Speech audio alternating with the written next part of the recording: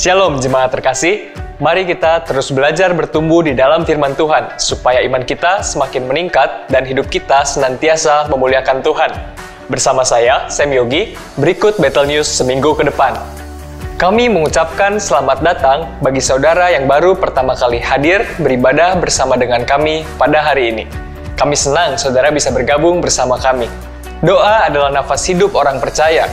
Karena itu, kami mengajak jemaat sekalian untuk ikut dalam kegiatan doa yang diadakan di gereja ini. Pelita Hidup, suatu program yang membawa kita pada pengenalan akan Kristus. Disiarkan melalui YouTube GBI Battle Kelapa Gading, setiap hari Senin sampai Sabtu pukul 5 pagi. Doa pagi diadakan pada hari Senin sampai Jumat pukul 6 sampai 7 pagi melalui aplikasi Zoom. Doa malam pada hari Jumat 26 Januari 2024 pukul 7 malam di Gereja Lantai 2 akan dilayani oleh Pendeta Dr. Rubin Adi Abraham. Acara disertai doa pengurapan buat pelayan dan jemaat yang memerlukan doa. Menara Doa Sinode GBI setiap hari Sabtu pukul 6 sampai 7 pagi secara online melalui aplikasi Zoom. Menara Doa Onsite setiap hari Sabtu pukul 9 pagi di Gereja Lantai 4. Berikut akan kami sampaikan kegiatan kategorial yang dapat jemaat ikuti. Hari Rabu, 24 Januari 2024, pukul 11 pagi, ibadah WBI akan dilaksanakan secara online, yang akan dilayani oleh hambanya PDP Nova Tombuku, dengan tema Kasih Setia Tuhan.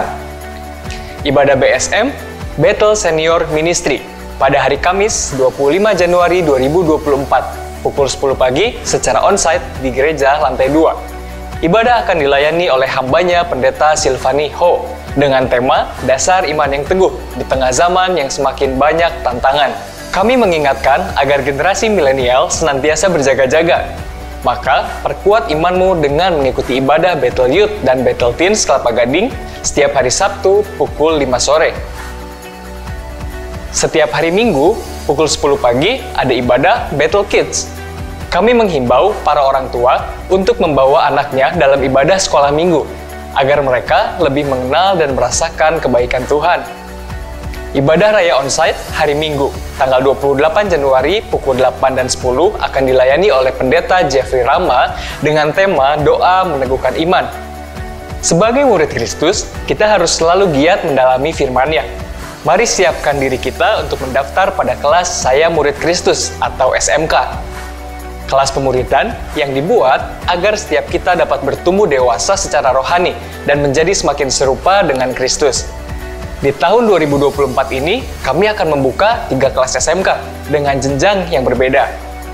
Yang pertama, SMK Berakar akan dibuka pada bulan Februari.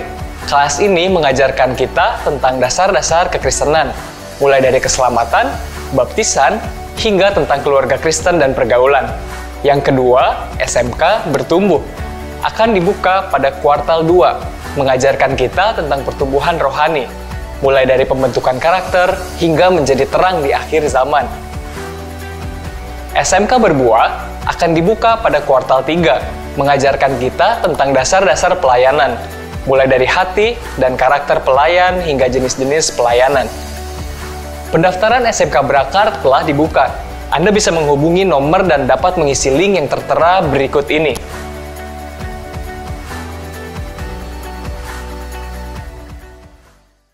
Shalom saudara sekalian, Tuhan telah pelihara kita sepanjang tahun 2023 dan kita percaya 2024 Tuhan juga pasti akan menyertai kita. Dan sebagai rasa syukur kita, maka sepanjang bulan Januari ini kita diberi kesempatan untuk memberikan persembahan buah sulung kepada Tuhan. Sebagai rasa syukur setahun Tuhan sudah menolong saya dan pasti Tuhan juga akan menyertai saya. Amsal 3 ayat 9-10 berkata, muliakanlah Tuhan dengan hartamu dan dengan hasil pertama dari segala penghasilanmu, maka lumbung-lumbungmu akan diisi penuh sampai melimpah-limpah dan bejana pemerahanmu akan meluap dengan air buah anggurnya. Kalau kita memberi dengan tulus, berkat Tuhan akan dicurahkan. Saudara bisa memberikan lewat amplop atau transfer melalui nomor yang tertera dan biarlah berkat Allah melimpah.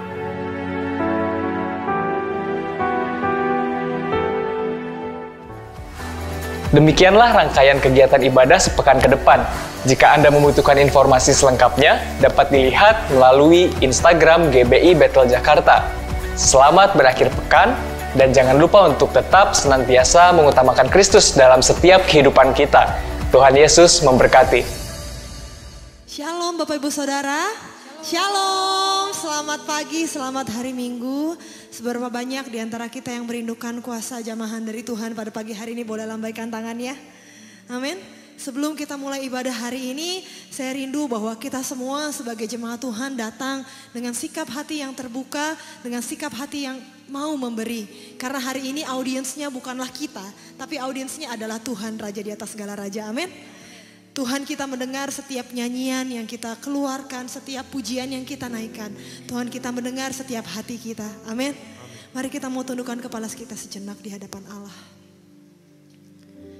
Terima kasih Tuhan. Terima kasih ya Bapa, karena Engkau Allah yang hadir di tengah-tengah kami.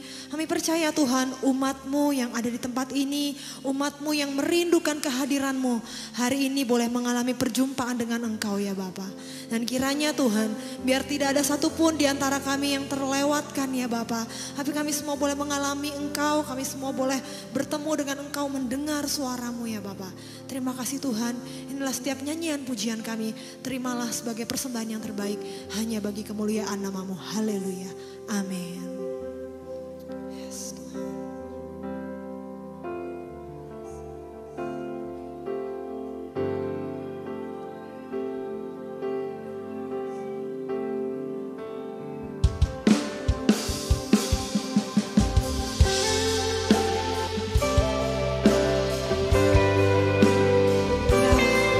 Biar hari ini Tuhan, hanya nama-Mu yang ditinggikan, hanya nama-Mu yang dimuliakan di atas setiap pujian kami.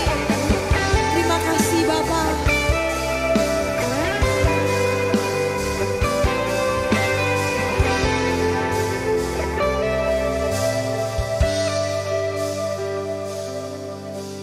Tuhan Kau termulia, bertata di surga.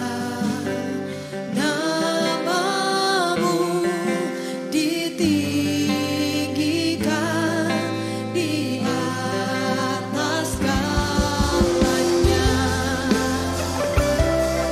Oh, haleluya. Bapa Kau berkuasa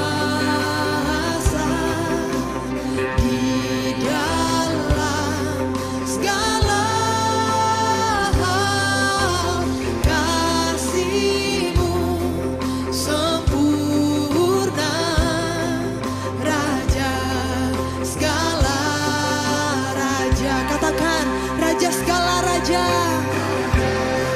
Segala raja.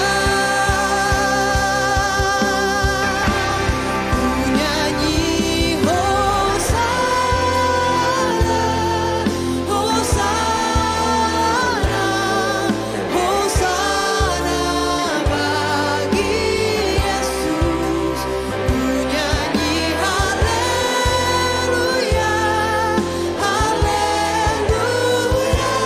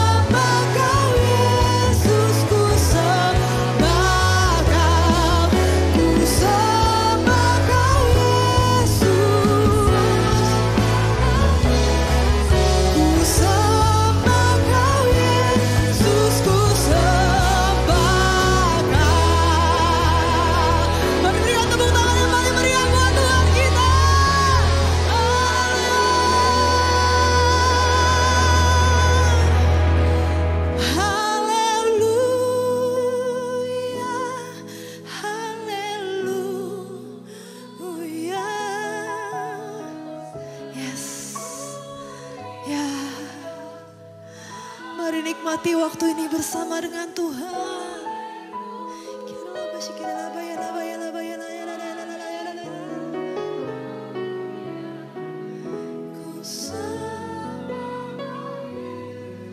Lebih lagi jemaat Tuhan, hari ini Allah mendengar suara kita.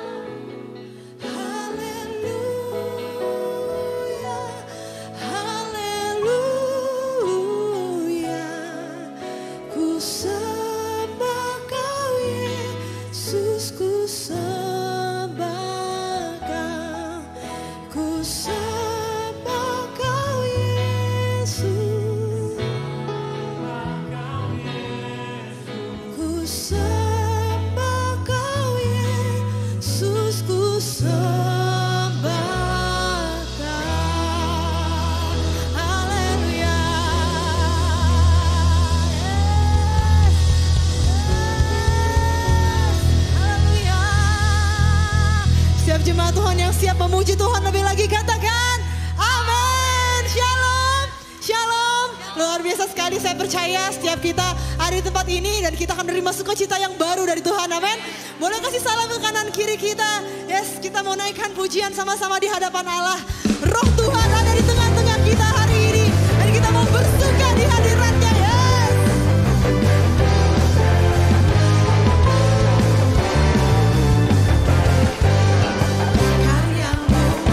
Sonaku, kau angkatku dari gelap, kasih tulus memberi warna. Kau buang semua gelisah, kau beriku sukacita, kau buatku selalu tertawa. Kau taruh lagu baru dalam hatiku, mulutku bersorak memuji namamu. Dari hatiku mengalir pujian bagimu, oh sukacita, Rohmu hadir di sini. Dan ku menari memuji di hadapanmu Yesus, sukacita, Rohmu hadir di sini.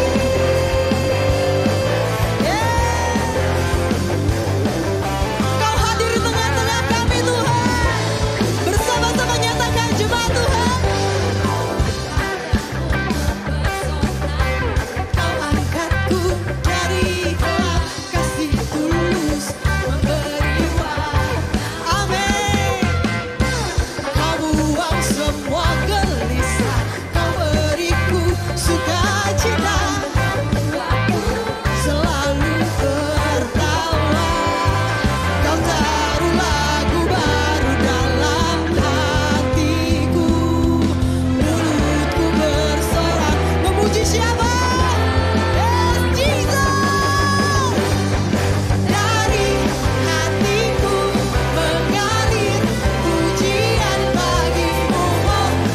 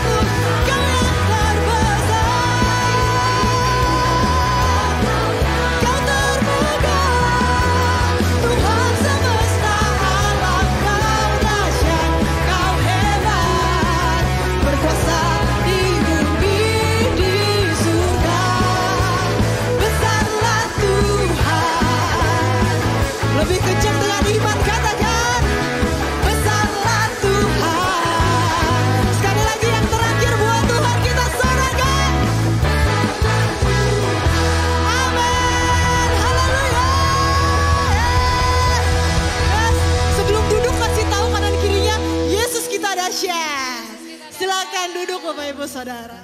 Sebentar kita akan masuk dalam firman Tuhan. Ya sungguh benar Tuhan, kami begitu berharga di mata-Mu ya Bapa.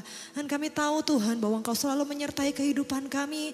Apapun ya Bapa yang sedang terjadi dalam kehidupan kami tahu Engkau beserta dan Engkau tidak pernah meninggalkan kami. Terima kasih Tuhan, terima kasih Yesus.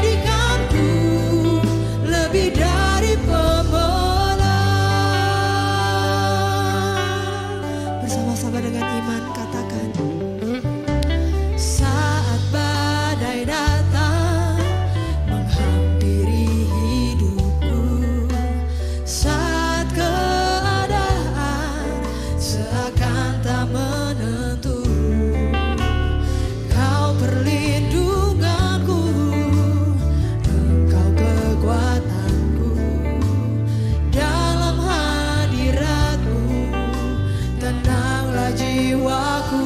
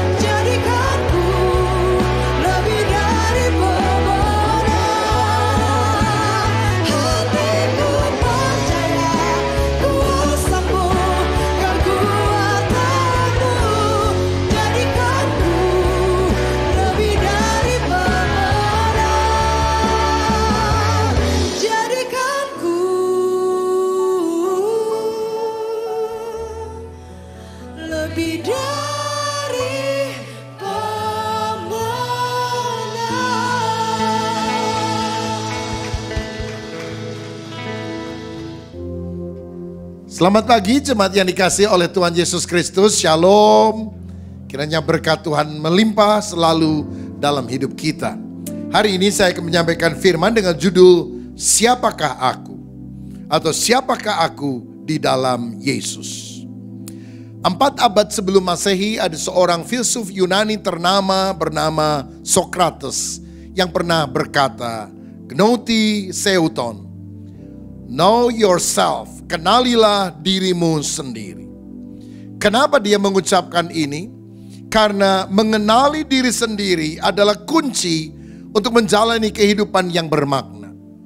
Mengenali diri tentu bukan hanya berarti tahu siapa nama kita dan alamat rumah kita, tetapi mengerti identitas kita, jati diri kita, kehidupan kita secara menyeluruh. Itu yang akan membuat kita makin lama memiliki hidup yang bermakna. Saya percaya status akan menentukan perilaku kita. Pernahkah saudara mendengar ketika Queen Elizabeth menjadi pemimpin tertinggi kerajaan Inggris, maka Pangeran Charles anaknya tidur di kolong jembatan dan makan dari tong-tong sampah? Saya yakin kita tidak pernah dengar hal itu. Kenapa? Karena Pangeran Charles adalah seorang prince, dan sebagai seorang pangeran dia harus berperilaku dalam satu harkat martabat yang tinggi, dan dia tidak akan membuang hidupnya sia-sia. Begitu juga kalau kita tahu siapa kita dalam Yesus, hidup kita sungguh-sungguh akan bermakna. Saudara, Alkitab berkata bahwa manusia diciptakan sebagai makhluk yang mulia. Mazmur 8 berkata bahwa manusia diciptakan hampir seperti Allah. Dia diciptakan menurut gambar dan rupa Allah. Artinya sebagai ciptaan Allah yang tertinggi, lebih dari semua binatang atau tumbuhan yang lain. Karena manusia adalah makhluk yang punya keserupaan sifat dengan sang penciptanya. Misalnya Allah menciptakan manusia sebagai makhluk yang cerdas. Binatang boleh dilatih dan kelihatannya pintar, tetapi tidak bisa menyaingi manusia dengan peradabannya yang luar biasa. Manusia diciptakan dengan hati nurani, sehingga bisa merasa benar atau salah ketika melakukan sesuatu. Siapa yang menaruh hati nurani ini? Tentu adalah Tuhan. Manusia diciptakan untuk berelasi dengan orang lain. Tidak baik kalau manusia itu seorang diri saja. Bahkan manusia diciptakan untuk berelasi dengan Tuhan, sang penciptanya. Saudara pernah lihat ada anjing pengen kebaktian ke gereja? Atau monyet ingin dibaptis? Tentu tidak. Karena apa? Binatang tidak punya kemampuan untuk berfellowship dengan Tuhan. Tetapi kita manusia memiliki kerinduan akan hal tersebut.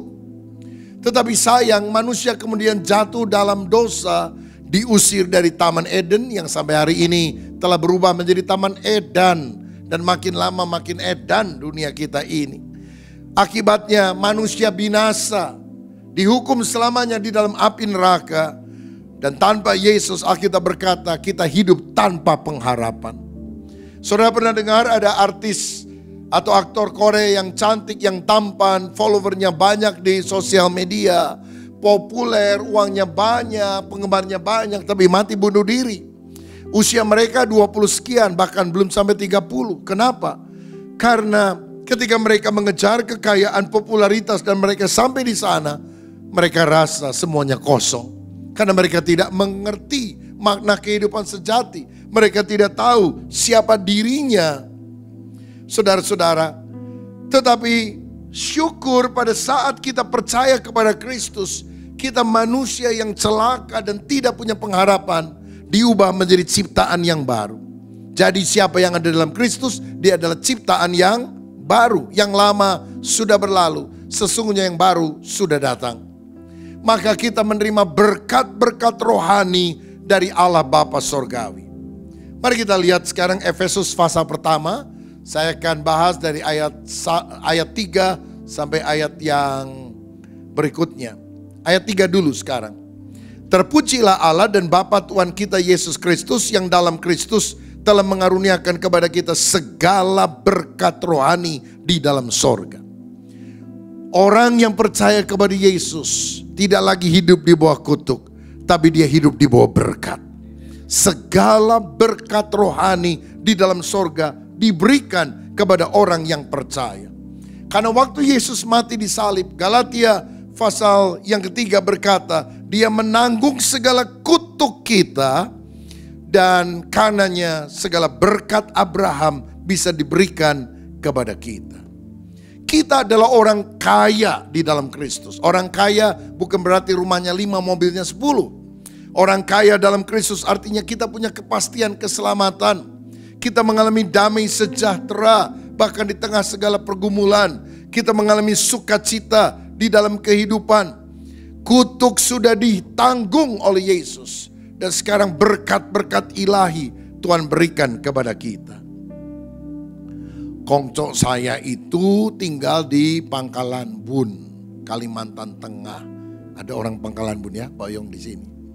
Dan orang sana itu terkenal karena mistik, kuasa gelap, saudara. Belajar macam-macam ilmu gelap, ada kuyang, kepala bisa copot, bisa mengejar lawannya. Ilmu terbang, wah macam-macam lah.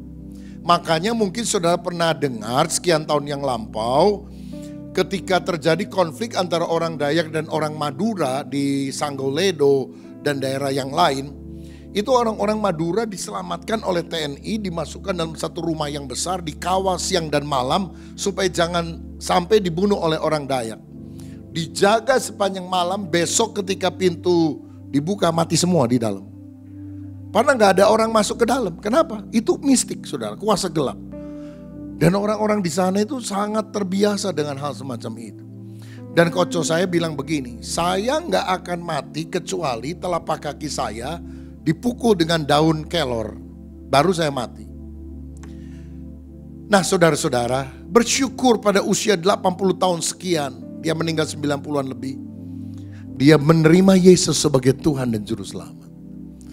Jadi waktu meninggal gak susah meninggalnya, meninggal damai sejahtera, yang jemput bukan setan tapi malaikat Tuhan, dan gak perlu dipukul dengan daun kelor, karena Tuhan yang telah membawa dia. Kutuk dicabut, berkat dilimpahkan bagi setiap orang yang percaya kepada Kristus. Kalau saudara dulu pernah berhubungan dengan kuasa gelap, itu adalah penguasa-penguasa yang lemah, karena Yesus adalah segala-galanya. Engkau tidak akan mengalami kutukan, engkau akan mengalami berkat ketika engkau berada di dalam Sang Kristus itu. Nah saudara-saudara, berkat apa yang kita terima? Berkat yang pernah dijanjikan kepada Abraham. Kejadian 12 ayat 2. Aku akan membuat engkau menjadi bangsa yang besar dan memberkati engkau, serta membuat namamu masyhur, dan engkau akan menjadi berkat. Inilah yang Tuhan janjikan. Kalau kita ada dalam Kristus, kita bukan hanya diberkati, kita jadi saluran berkat. Berarti kita memasuki sebuah kehidupan yang mulia, kehidupan yang berdampak. Tidak hanya hidup untuk diri sendiri, tapi memberkati orang lain. Orang kadang-kadang suka bangga dan bilang, tahu nggak? Itu tuh orang paling kaya di Bandung. Loh, kalau memang dia paling kaya, so what gitu loh. Emang kenapa? Kalau hidupnya bagi diri sendiri, kalau dia melakukan dengan cara yang tidak baik dan sebagainya, tidak memberkati orang lain, apa dampak kehidupannya? Bukankah lebih baik orang yang mungkin hidup berkecukupan saja, tapi dia jadi saluran berkat bagi banyak orang yang ada di sekitarnya? Itu lebih berarti, saudara-saudara. Keluarga kami, keluarga Abraham dulu penyembah berhala, bukan orang-orang Kristen. Saudara-saudara, tetapi kini kira-kira 150 orang anggota keluarga, famili dekat, semuanya jadi orang percaya. Orang pertama maco saya, orang kedua papa saya. Berikutnya satu demi satu, sampai tadi saya bilang kongco yang ilmu gelap pun akhirnya bertobat, diselamatkan. 150 orang bertobat. Kenapa? Karena dari waktu ke waktu kita suka kalau ada acara keluarga undang semuanya, undang hadir. Kalau ada yang biayanya kurang dan sebagainya, kita support siapa yang mampu supaya keluarga kumpul. Nah waktu kumpul terus saling kesaksian, cerita tentang Yesus. Kamu udah percaya belum? Mesti percaya ya, mesti beriman kepada Yesus. Waktu saya pergi ke Pangkalan Bun, saya minta salah satu family, tolong antar saya ke family yang lain. Jadi karena perlu dikenal kalau keluarga besar. Nah, saya datang ke sana, saya tanya keadaannya, lalu saya cerita tentang Yesus, saya doa, saya memberkati mereka. Sehingga satu demi satu orang-orang diselamatkan. Keluarga ayah saya 9 bersaudara, 5 jadi pendeta. Saya dan sepupu-sepupu sekian orang jadi pendeta, melayani di berbagai gereja yang berbeda, dari kota yang berbeda. Anak saya ada yang dipanggil melayani, yang segenerasi ini yang juga ada. Dan kalau kita hitung mungkin lebih kurang ada 10.000 jiwa lebih yang diselamatkan dan dibaptis secara selam di berbagai gereja, di mana gembalanya adalah kami dari keluarga Abraham. Tapi kita tidak bisa membanggakan diri karena memang bukan kekuatan kita. Anugerah Tuhan, saudara. Anugerah yang membuat keluarga penyembah berhala yang seharusnya binasa mengalami kekayaan rohani yang berasal dari sorga. Makanya hidup di dalam Kristus adalah hidup yang bermakna. Di luar Kristen, di luar Kristus kita tanpa pengharapan. Jadi untuk menjawab pertanyaan, siapakah aku ini? Aku manusia celaka di luar Kristus. Tapi aku orang yang berpengharapan di dalam Kristus. Karena yang pertama, siapakah aku ini? Yang pertama, aku adalah anak Allah. Lihat Efesus 1 ayat 4-6. Sebab di dalam Dia Allah telah memilih kita sebelum dunia dijadikan, supaya kita kudus dan tak bercacat di hadapannya. Dalam kasih Ia telah menentukan kita dari semula oleh Yesus Kristus untuk menjadi anak-anaknya sesuai dengan kerelaan kehendak-Nya, supaya terpujilah kasih karunia-Nya yang mulia yang dikaruniakannya kepada kita di dalam Dia yang dikasihinya. Siapa kita? Dikatakan sebab di dalam Kristus Allah memilih kita sebelum dunia dijadikan. Dia telah menentukan kita dari semula oleh Yesus Kristus untuk menjadi anak-anaknya. Berarti kita ini yang percaya kepada Yesus bukan lagi orang gelandangan, bukan lagi orang yang tidak punya pengharapan. Kita anak raja. Anak raja di atas segala raja. Kita anak Allah. Kita harus bangga karena kita anak raja. Kalau jadi Kaisang anaknya Pak Jokowi aja bangga kalau dia jalan, ada anaknya presiden. Apalagi kita anak Allah, saudara. Di sorga itu gak ada pemilihan umum. Kalau presiden 5 tahun sekali diganti. Kalau di sorga gak akan ada pemilihan Allah. Dia akan tetap bertahta. Kita adalah anak Allah. Makanya jangan minder. Karena kita berharga di mata Dia. Yesaya 43 ayat 4 berkata, karena engkau berharga di mataku, engkau mulia, aku mengasihi engkau. Orang bilang kamu itu tidak akan berhasil, kamu orang gagal, kamu orang yang bikin susah orang lain. Tapi Alkitab berkata, kamu berharga, kamu mulia, kamu biji mataku. Saya, harga dirinya tidak ditentukan oleh perkataan orang lain tentang saya. Harga diri saya ditentukan oleh apa yang Allah katakan tentang saya. Dan kalau Allah berkata, engkau mulia, engkau biji mataku, kita perlu bangga, kita perlu bersyukur. Karena kita bernilai di mata Tuhan. Tidak perlu minder. Saya dulu pemalu, gak berani khotbah di depan umum. Berdiri di depan umum dilihatin orang juga gemeter, saudara. Saya ingat waktu saya bertobat, dibaptis, lalu pembina remaja di gereja kami itu mendorong saya ikuti paduan suara remaja, suruh pelayanan. Saya nggak mau, dijemput ke rumah, didorong-dorong. Akhirnya ya udahlah, saya ikut aja. Belajar latihan sampai sekian waktu. Untuk pertama kali saya nyanyi di gereja, kur paduan suara tuh ada 20 orang remaja nyanyi. Waktu saya berdiri pertama, gemeter, keringat dingin keluar. Padahal sama 20 orang lebih loh saudara. Tapi saya merasa semua jemaat memandang kepada saya dan tidak memandang 20 yang lain. Saya jadi gemetar. Tapi kalau saya sekarang bisa melayani Tuhan, bisa berkhotbah di berbagai tempat, itu semata-mata karena pilihan kasih karunia Tuhan. Saya pernah khotbah di depan menteri, di depan gubernur, di depan anggota DPR, MPR, konglomerat dan sebagainya. Saya tidak gentar lagi karena saya percaya satu ini, semua orang membutuhkan Yesus. Semua orang membutuhkan firman, semua orang membutuhkan Injil. Sehingga mereka perlu mendengar berita keselamatan di dalam Yesus Kristus. Perubahan itu terjadi dalam hidup saya. Bukan karena saya mengikuti psikologi modern. Kamu hebat, kamu hebat, kamu hebat. Yesus yang hebat. Yesus sanggup mengubah orang yang tidak ada apa-apanya menjadi alat yang dipakai untuk memberitakan kabar baik kepada semua orang. Saya bisa memanggil Allah sebagai Bapa. Makanya Yesus pernah bilang, kalau kamu berdoa katakanlah Bapa kami yang di sorga. Itu hubungan yang dekat banget. Kita nggak perlu panggil Tuhan Sang Pencipta, Sang Hyang yang Maha Kuasa. Tapi kita bisa bilang Dedi, Papa. Makanya Gus Dur pernah ngomong gini, yang paling dekat sama Tuhan itu orang Kristen katanya. Karena kalau kami doa sama Tuhan mesti pakai corong karena jauh. Kalau orang Hindu panggilnya Om. Om Itohud, Om Swastiastu, masih Om. Udah agak dekat tapi masih Om. Orang Kristen kan manggilnya apa? Bapa, babe gue yang ada di surga. Karena itu gunakanlah privilege hak istimewa ini untuk berkomunikasi terus dengan Tuhan. Karena aku anak Allah, aku anak Raja di atas segala raja. Dan Alkitab tadi berkata ayat 4, sebab di dalam Dia, Kristus, sebab in Christ, Allah telah memilih kita sejak dunia belum dijadikan. Jadi Allah telah memilih kita sebelum dunianya ada, sebelum saudaranya lahir, di dalam Kristus supaya kita diselamatkan. Saudara, saya mau bilang gini ya, orang walaupun ke gereja, dengar khotbah, kalau dia nggak dapat anugerah dipilih Allah, nggak bisa jadi Kristen sejati. Percaya nggak? Karena kita bilang bukan kamu yang memilih aku, tapi akulah yang memilih kamu. Kalau orang Islam bilang dia didoakan supaya dapat hidayah.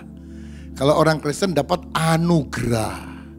Makanya di dalam diskusi antar agama mestinya nggak usah saling ribut mestinya. Karena apa? Orang nggak akan jadi Islam kalau nggak dapat hidayah dari Allah. Betul kan? Dan juga dalam Kristen orang nggak akan jadi Kristen sejati kalau dia nggak dapat anugerah dari Tuhan yang memilih dia dari sejak dunia belum dijadikan. Nah saudara-saudara, kita ini selamat karena sudah ditentukan, dipredestinasikan dari semula untuk menjadi anak Allah. Ada yang bilang kalau gitu Allah itu kok seperti pilih kasih ya. Berarti Allah pilih A masuk surga, B masuk surga, tapi X, Y, Z masuk neraka. Apa seperti itu? Kita berkata Allah memilih kita di dalam Kristus. Jadi siapapun yang ada dalam Kristus dia dipilih oleh Allah. Pemilihan kita itu pemilihan pribadi, personal, tapi juga pemilihan kolektif. Karena semua orang yang berada di dalam Kristus dia selamat. Seperti misalnya ketika malaikat maut akan membunuh anak sulung orang Mesir. Tuhan bilang, siapa yang rumahnya dilaburi dengan darah anak domba dan semua anak-anakmu ada di dalam rumah, maka dia akan selamat. Kalau dia keluar rumah mati, di dalam rumah selamat. Kira-kira ada anak yang masih nakal nggak di dalam rumah? Ada kan? Tapi selama dia tinggal di dalam rumah yang ada darahnya di ambang pintu, selamat. Begitu juga kita in Christ, kita belum sempurna seperti Kristus. Tapi selama kita ada dalam Kristus, kita selamat. Saya kasih contoh deh supaya gampang. Berapa minggu lalu saya ulang tahun, saudara. Biasanya kalau ulang tahun saya suka ada di rumah. Tapi kali ini karena sidang majelis daerah para pendeta se-Indonesia, saya harus terbang dari satu tempat ke tempat lain. Jadi 2 minggu itu saya terbang ke Ambon, pelayanan di sana, ke Manado, lalu ke Bali, pelayanan di Bali, lalu ke Kupang, lalu kemudian ke Sumba, ke Waingapu. Jadi pas saya ulang tahun, saya masih terbang dari Sumba ke Bali. Karena istri saya bilang gak usah ikut ke Kupang sama Sumba lah, cuma semalam. Dia tunggu di Bali. Jadi saya merayakan dengan istri di Bali, baru besoknya saya balik ke Bandung. Nah saudara-saudara, tapi pas hari ulang tahun saya WA anak saya, juga seorang staf di Jakarta, tolong ya hari ini semua mahasiswa STT Karisma di Bandung dan Seminari Bethel Jakarta kasih ayam Kentucky, saya yang bayar nanti. Jadi mereka beli berapa ratus, 500 kali ya, 400-500 lah dibagi begitu. Jadi syaratnya cuma satu, mahasiswa STT Karisma atau mahasiswa Seminari Bethel Jakarta dapat ayam Kentucky. Mau dia udah bayar uang sekolah atau nggak bayar uang sekolah, itu bukan urusan. Selama dia mahasiswa, dia dapat ayam Kentucky.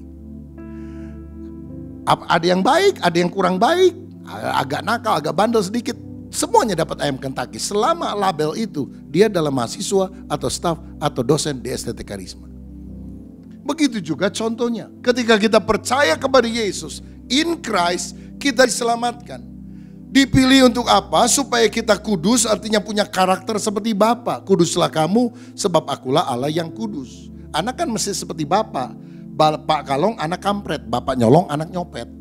Kalau bapaknya baik, kudus, maka anaknya juga harus hidup kudus. Dia memilih kita. Saudara percaya saudara orang pilihan Tuhan?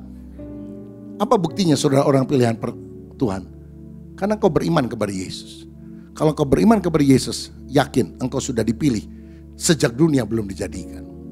Saya ingat Pak Yusuf Roni pernah cerita, dulu kan non-Kristen, bakar gereja.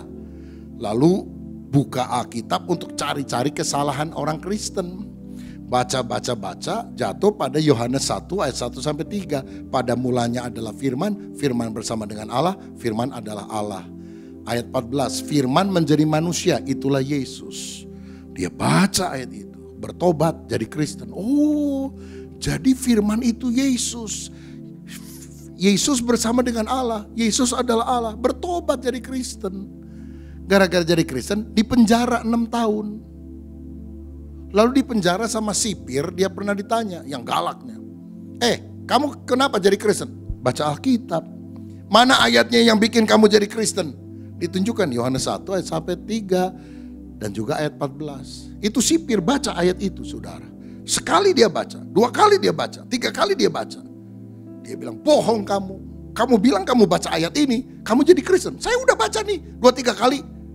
Enggak jadi Kristen. Pak Yusuf Roni bilang gini, ada bedanya Pak. Apa bedanya? Saya baca, saya jadi Kristen karena saya dipilih Tuhan. Bapak baca, Bapak gak jadi Kristen karena Bapak gak dipilih Tuhan. Ditempeleng dia saudara sekalian. Tapi memang benar Alkitab kan bilang, bukan kamu yang memilih aku yang memilih kamu.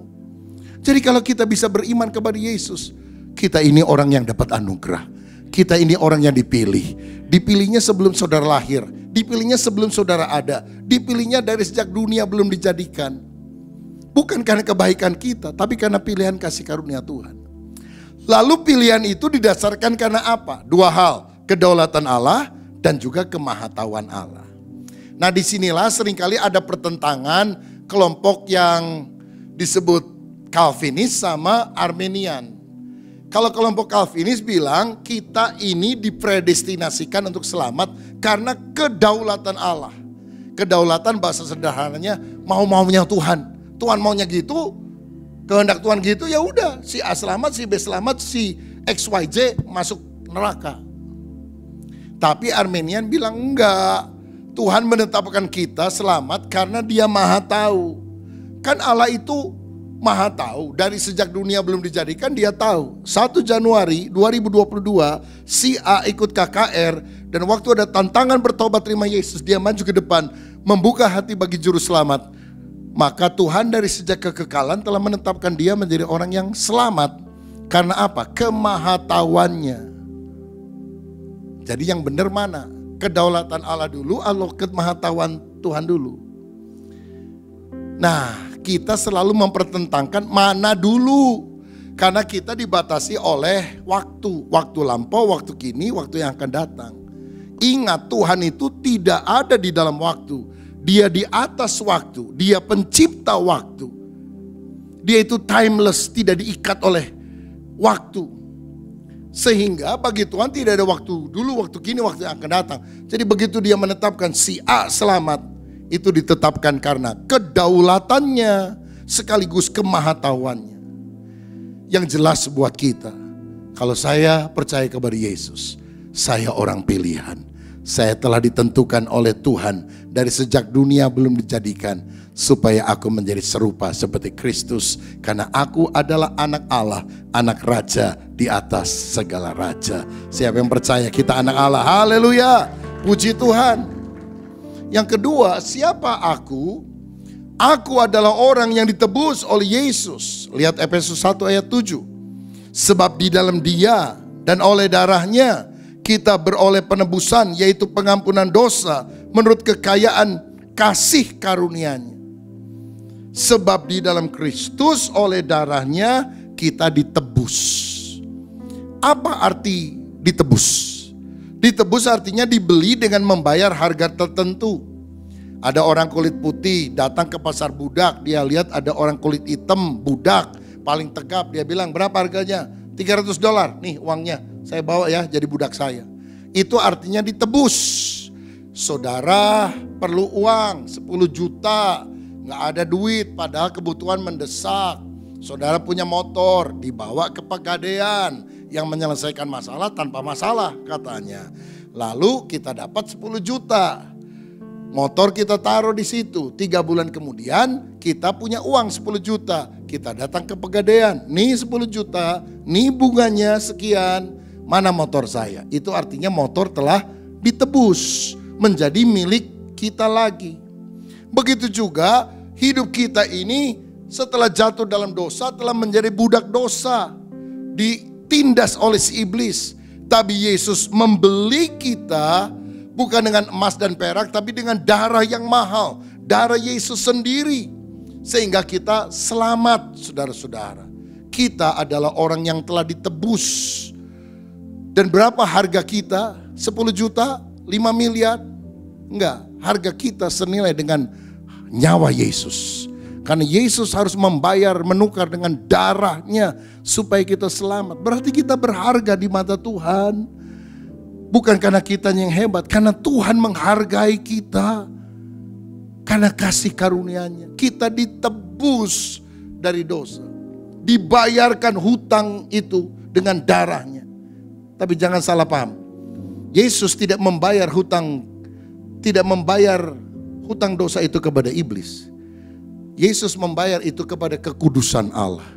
Sebab manusia memberontak kepada Allah sehingga harus binasa.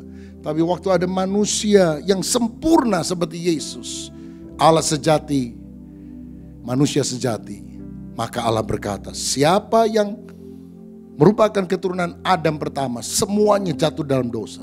Tapi siapa yang percaya kepada Adam yang kedua, Adam yang terakhir, yaitu Yesus, semuanya diselamatkan. Inilah maksud penebusan, saudara-saudara. Bukan karena perbuatan baik, tapi karena iman kepada pemberian Tuhan kepada kita.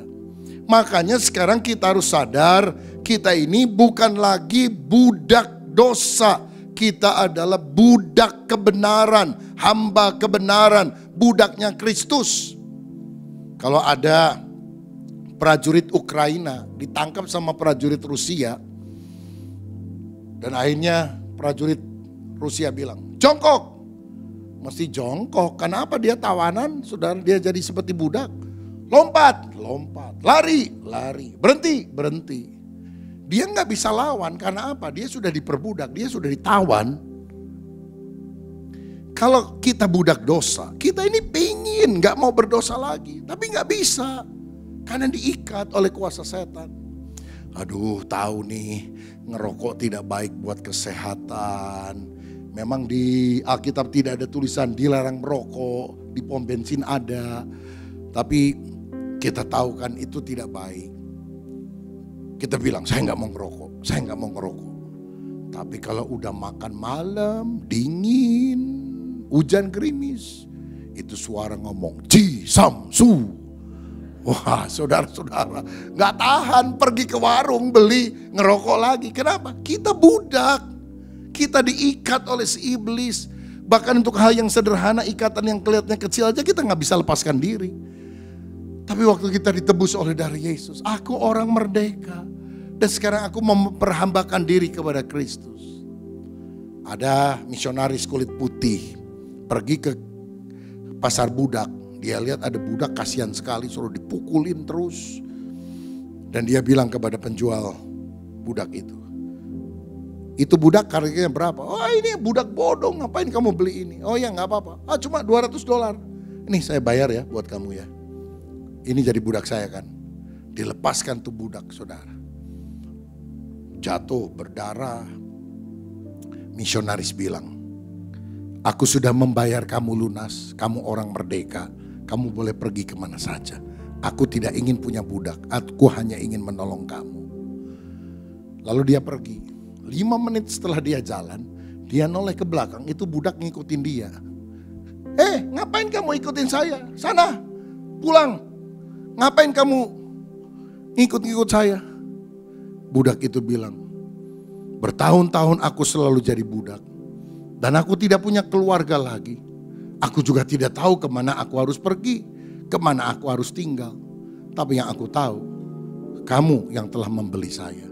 Walaupun kamu tidak ingin punya budak, aku dengan kerelaan menghambakan dirimu untuk mengikuti apa saja yang kamu perintahkan kepadaku seumur hidupku. Itulah kita yang telah ditebus oleh darah Yesus. Dengan kerelaan kita berkata, Tuhan, aku binasa tanpa Engkau. Tapi sekarang aku mau mentaati apa saja yang Tuhan perintahkan. Makanya dalam kekristenan bukan kemauan kita yang terjadi, tapi kehendak Tuhan yang harus menang atas diri kita. Jadi siapa kita? Kita adalah orang yang telah ditebus oleh darah Yesus. Saudara adalah orang yang sudah ditebus? Berikan seluruh hidupmu untuk kemuliaan Yesus. Haleluya. Yang terakhir, yang ketiga, siapa aku? Yang pertama dalam kaitan dengan Allah Bapa, kita adalah anaknya.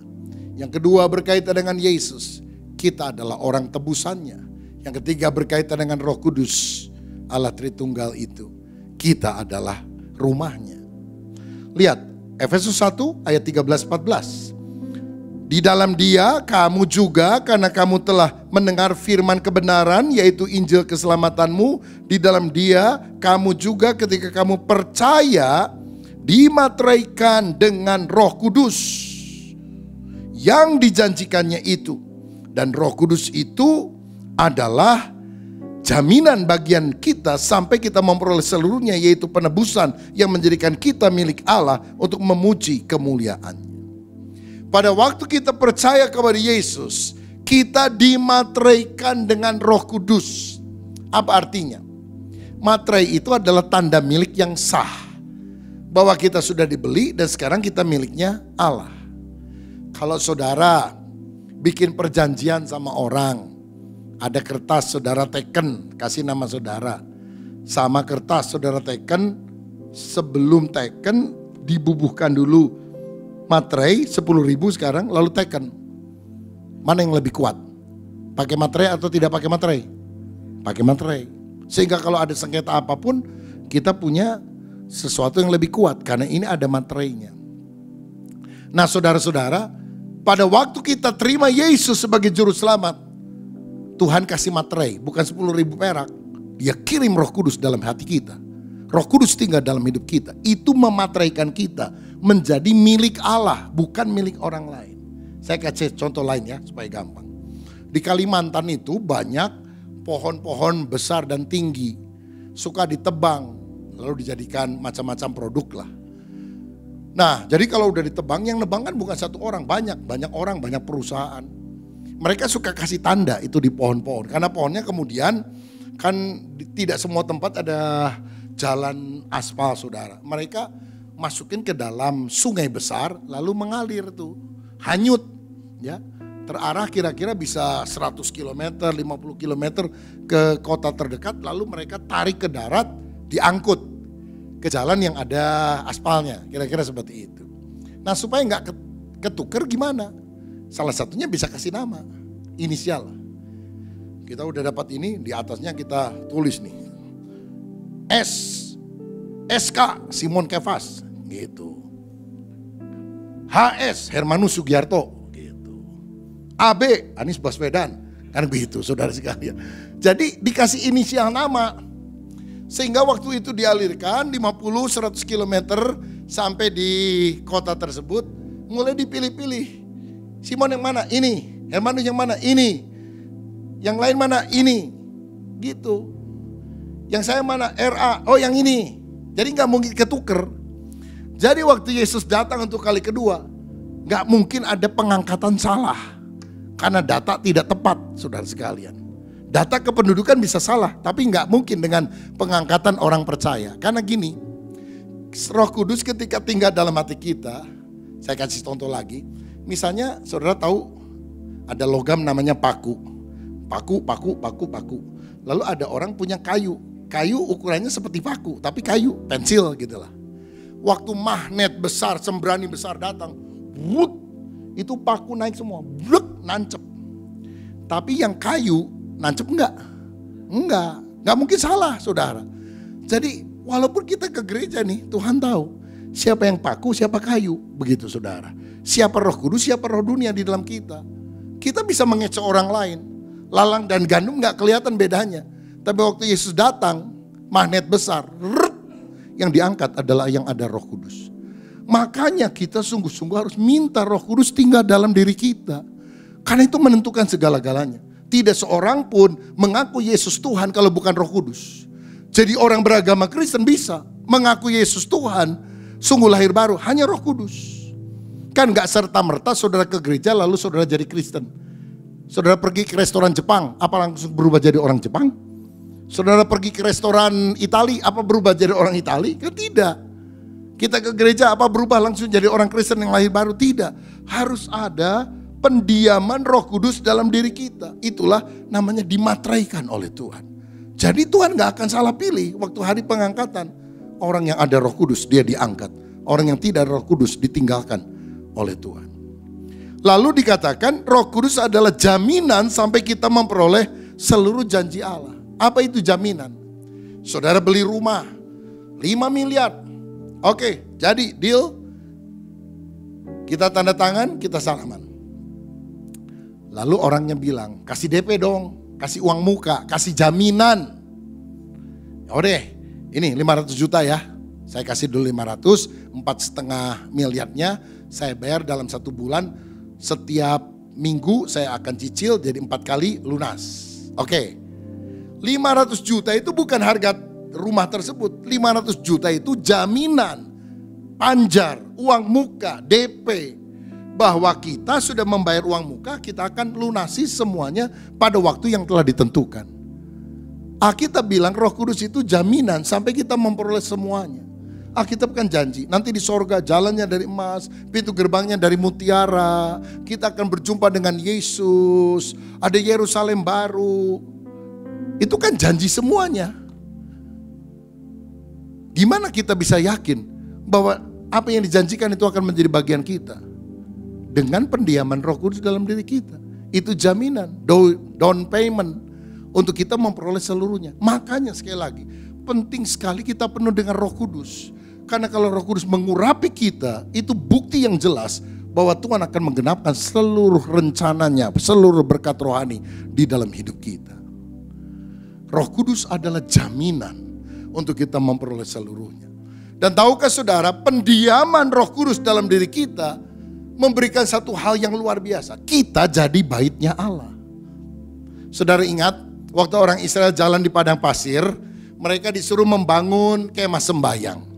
Lalu Tuhan menampakkan diri dalam awan kemuliaan, tiang awan, tiang api, Shekinah glory, di ruangan yang namanya ruangan maha suci. Karena di kemah sembahyang atau tabernakel itu ada 3 bagian. Halaman, ruang suci, ruang maha suci. Tuhan ada di ruang maha suci. Dan siapa yang boleh masuk ruangan maha suci? Imam besar. Berapa kali? Setahun sekali. Orang lain masuk, mati. Bukan imam besar masuk, mati. Imam besar masuk, maunya sebulan sekali, mati. Karena hadirat Tuhan itu begitu kudus, begitu luar biasa. Sampai boleh ketemu Tuhan itu cuma setahun sekali doang, diwakili oleh imam. Karena hadirat kemuliaan Tuhan dahsyat. Kemah sembahyang tabernakel sudah gak ada. Salomo mendirikan bait suci. Begitu selesai yang megah sekali, Tuhan hadir dalam awan kemuliaan. Itu imam-imam yang pakai baju putih, gelempang semua, blek, gak bisa melayani. Hadirat Allah begitu berat, kabut, kemuliaan Allah begitu luar biasa. Sekarang, Roh Kudus, hadirat Allah tidak ada di kemah suci, tidak ada di bait Allah. Dia ada dalam diri saya dan saudara. Wow, luar biasa. Siapa kita? Kau Tuhan mau tinggal dalam diri kita. Siapakah aku ini Tuhan, jadi biji matamu. Makanya pendiaman Roh Kudus dalam diri kita ini selalu kita harus hargai. Selalu kita harus taati kehendak Roh Kudus. Alkitab berkata, tidak tahukah kamu bahwa kamu adalah bait Allah, bahwa Roh Allah diam di dalam kamu. Dia tinggal dalam kita, roh di dalam kita lebih besar dari roh yang ada dalam dunia. Makanya ibu-ibu kalau mati lampu jam 12 malam, Jumat Kliwon, jangan bangunin suami karena toilet jauh. Bangunin dong, sieun, takut. Kenapa masih takut? Roh di dalam kita lebih besar dari roh yang ada dalam dunia. Kalau orang kesurupan gak usah panggil pendeta. Roh di dalam saudara lebih besar dari roh setan yang ada di luar itu. Di Tiongkok gitu ya, kalau orang-orang ada yang kesurupan, yang dipanggil encim-encim biasa, yang suka ikut doa bareng-bareng. Cim, tolong Cim, doain. Datang Cimnya, ngomongnya juga pelan. Dalam nama Yesus, setan keluar. Keluar tuh setan. Begitu setan keluar sama setan gede ditanya, kenapa lu? Diusir dikit aja sama encim-encim udah keluar. Setan kecil bilang, malas gua lawannya encim-encim. Nanti kalau aku berantem-berantem kamu juga ngetawain. Dia beraninya sama encim-encim. Jadi percuma, udah keluar aja katanya. Jadi orang itu takut bukan karena hamba Tuhannya, teriakan pendetanya. Tapi karena roh Allah yang ada di dalam diri kita. Makanya sebelum dipenuhi dengan Roh Kudus, Simon itu nyangkal Tuhan sampai 3 kali. Enggak, aku enggak kenal, aku enggak tahu. Lari terbirit-birit. Begitu benar Roh Kudus pada hari Pentakosta, dia jalan, ada orang minta uang. Emas dan perak aku tidak punya. Tapi apa yang aku punya aku berikan kepadamu. Dalam nama Yesus, orang Nazaret itu bangkit, berjalanlah. Langsung jalan, karena apa? Dia tahu, dia adalah bait Roh Kudus. Roh Allah lebih besar dari roh yang ada dalam dunia. Apapun tantanganmu, roh yang lebih besar ada dalam diri saudara, membuat engkau lebih dari pemenang. Apapun penyakitmu, roh itu lebih besar dari semua roh yang ada di dunia. Engkau sehat, engkau menang, engkau diberkati, engkau tidak lagi dikutuk, engkau akan mengalami kemuliaan Allah, engkau akan dipakai Tuhan, engkau diurapi oleh Roh Kudus. Karena kita anak Allah, kita orang tebusan Allah, dan kita adalah bait Roh Kudus. Biar kita selalu hidup mempermuliakan Dia yang telah memberkati kita secara luar biasa. Tuhan Yesus memberkati. Amin. Mari kita berdiri bersama.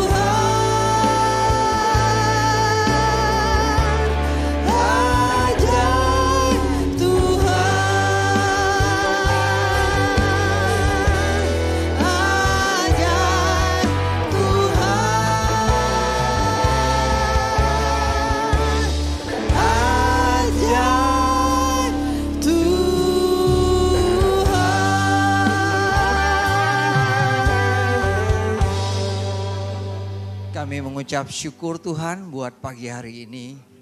Kami sungguh bersyukur buat lawatan-Mu pada ibadah kami pagi hari ini Tuhan. Kami bersyukur buat berkat, kasih, kemurahan-Mu, kebaikan-Mu Tuhan. Kami bersyukur Tuhan gak pernah meninggalkan kami. Kalau kami bisa hadir beribadah kepadamu pagi hari ini, itu semua karena anugerah-Mu Tuhan. Kami sungguh bersyukur Tuhan. buat firman yang sudah kami dengar pada pagi hari ini. Biar Tuhan mampukan kami untuk menjadi pelaku firman-Mu Tuhan. Kami mau Tuhan pakai hidup kami Tuhan. Jadi alat-Mu, jadi berkat Tuhan. Kami bersyukur buat jemaat-Mu yang bisa hadir hari ini Tuhan. Biar Tuhan berkat-Mu terus tercurah buat mereka Tuhan. Biar kerinduan kami untuk terus dekat dengan-Mu Tuhan. Untuk lebih dekat lagi dengan-Mu. Kami mau serahkan seluruh hidup kami ke dalam tangan-Mu Tuhan. Biar Tuhan yang pakai kami Tuhan. Jadi berkat buat banyak orang Tuhan. Jemaat-Mu di tempat ini jadi berkat buat bangsa ini Tuhan. Bahkan Tuhan seperti firman yang kami dengarkan hari ini Tuhan. Tuhan pakai kami juga jadi pendoa-pendoa-Mu Tuhan. Pakai terus hidup kami.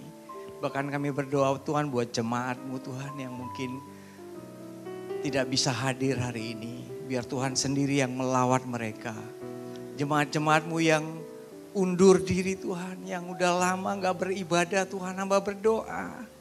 Hamba berdoanya dalam nama Tuhan kami Yesus Kristus Tuhan, lawat Tuhan.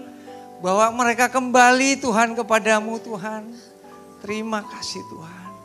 Kami serahkan mereka sepenuhnya ke dalam tangan-Mu. Kami bersyukur Tuhan.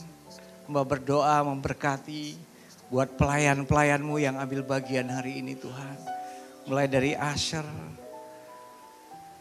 pelayan-pelayan media Tuhan, WL, worshiper, pemain musik Tuhan. Kami bersyukur Tuhan, Tuhan sudah pakai mereka untuk melayani Engkau Tuhan. Kami bersyukur Tuhan karena kebanggaan buat mereka untuk melayani Engkau Tuhan. Pakai terus mereka Tuhan, anak-anak muda ini Tuhan. Untuk terus melayani Engkau Tuhan, bahkan jadi berkat buat banyak orang Tuhan. Terima kasih Tuhan. Kami juga mau berdoa Tuhan, bersyukur, menyerahkan Gembala kami, Om Julius, Pak Rubin Tuhan, Pak Suito ke dalam tangan Tuhan. Biar hikmat, akal budi daripada Tuhan terus tercurah buat mereka Tuhan. Untuk menggembalakan kami jemaat-jemaat-Mu di tempat ini. Tuhan juga beri kesehatan, kekuatan terus bagi mereka Tuhan. Pakai terus Tuhan, Pak Rubin sebagai Ketua Sinode GBI Tuhan. Terus pakai Tuhan. Amin. Untuk menjadi berkat. Untuk menjadi berkat buat bangsa ini Tuhan. Terima kasih Tuhan, kami bersyukur Tuhan. Kami juga mau bawa bangsa dan negara kami ke dalam tangan-Mu Ya Tuhan. Yesus, amin. Kami tahu Tuhan, bangsa kami sampai ada sampai hari ini semua karena anugerah-Mu. Amin. Amin. Semua karena berkat-Mu, semua karena kebaikan-Mu Tuhan. Untuk itu kami anak-anak-Mu berdoa Tuhan. Menyerahkan bangsa kami ini ke dalam tangan kasih Tuhan.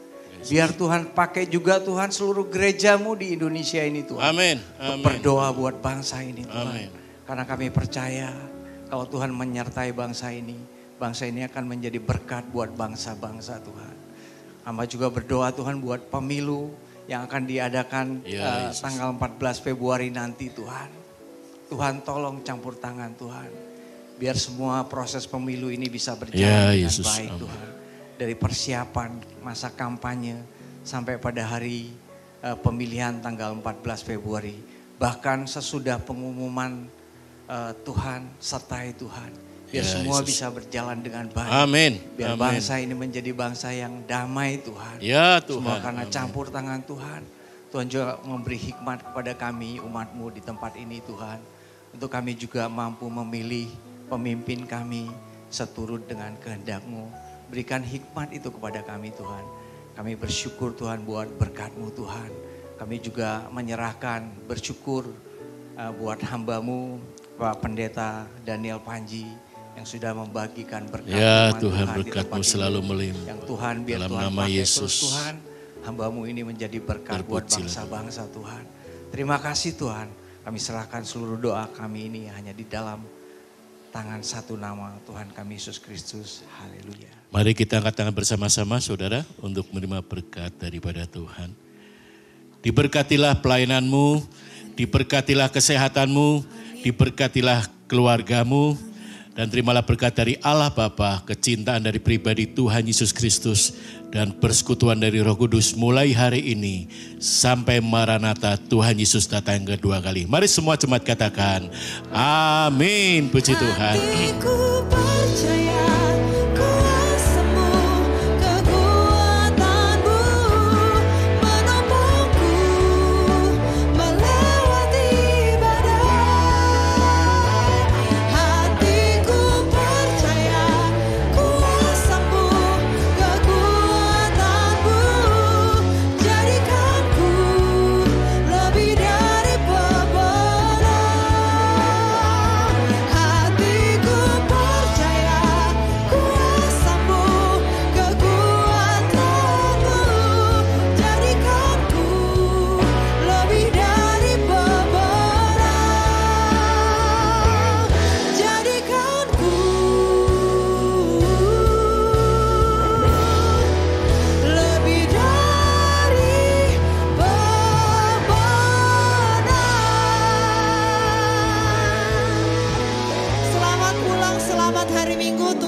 Yesus memberkati.